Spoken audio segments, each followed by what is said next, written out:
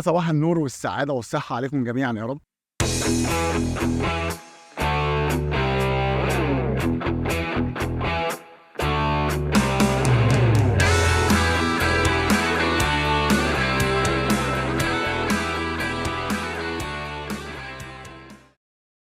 النهارده عايزين نتكلم بقى عن حاجة مهمة قوي، جراحات السمنة. امتى اقرر ان انا اعمل جراحة او ما اعملهاش؟ لازم افهم كام نقطة كده، ولازم ادي نفسي فرصة ومحاولات ان انا احاول الاول ابعد عن جراحة السمنة. ليه؟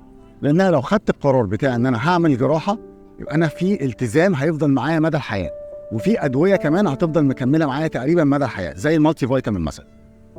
يبقى انا محتاج اعمل ايه؟ محتاج ان انا ادي نفسي فرصة في 3 خطوات مهمين جدا اعملهم قبل ما اخد قرار ان انا اعمل جراحة سمنة.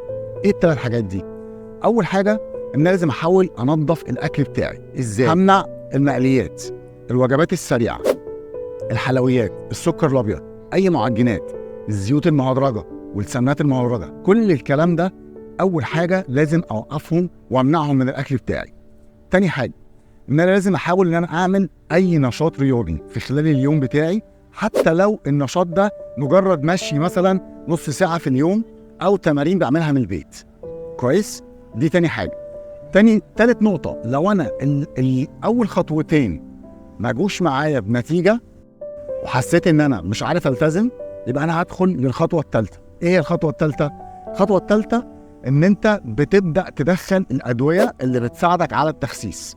ومهم جدا ان الادويه دي تكون تحت اشراف طبيب، وانت تتاكد بنفسك ان الادويه دي واخده موافقه اداره الغذاء والدواء ان هي ادويه تخسيس، لان طبعا احنا كلنا عارفين ان في ادويه موجوده في السوق وبتتباع في الصيدليات كتيره جدا وضررها اكبر من نفعها.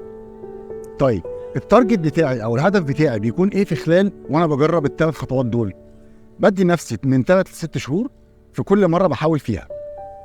الهدف بتاعي ان انا اقل من 5 ل 10% من اجمالي الوزن بتاعي اللي انا بدات المحاوله بيه. والله قدرت اخسهم يبقى انا زي الفل واكمل في الدايت بعيد عن بعيد عن الجراحه. لقيت نفسي مش بعرف التزم وكل مره بحاول واوقف وبحاول وببوظ الدنيا وخلاص فعلا انا مش قادر التزم، يبقى انا كان خلاص هعمل جراحه. طيب خدت قرار خلاص بتاع الجراحه، هتعمل مثلا يا تحويل مسار يا اما تكميم معده. انا بقى قررت خلاص ان انا هعمل العمليه، يبقى انا هروح للدكتور، السلام عليكم انا دكتور انا عاوز اعمل عمليه جراحه سمنه. اقول لك طب تعالى لي بكره ونعمل. لا طبعا ما فيش الكلام ده. انت لازم تبقى فاهم ان انت بتجهز نفسك للعمليه، ولازم تبقى فاهم قبلها ان انت اصلا ممكن تروح تكشف يقول لك لا انت مش مسموح ان انت تعمل عمليه جراحه سمنه.